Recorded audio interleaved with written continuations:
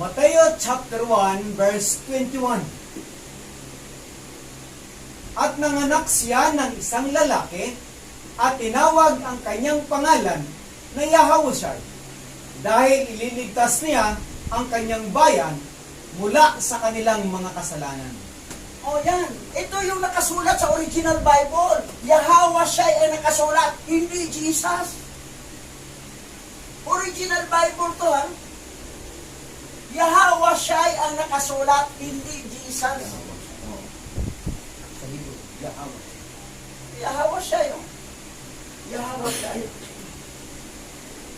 Ngayon, ito pa, basa. Gawa 4:12. Ang kaligtasan ay matatagpuan lamang kay Yahushua sapagkat sa silong ng langit ang kanyang pangalan ang ibinigay ng alahayam para sa kaligtasan ng sangkatauhan. O, anong pangalan sa tagapagligtas? Yahushua ang binigay ng alahayam, hindi Diyos. Dahil ang Diyos, falling angel yan, si Diyos. Tapos yung Jesus, falling angel yan, Satanas din.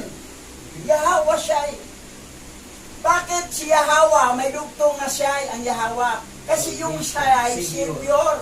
Si Yahweh, ang tagapagligtas, Yahushua. Si Yahweh, nga nagkatawang tao, naging Yahushua sa katawang lupa. Si Yahweh yun.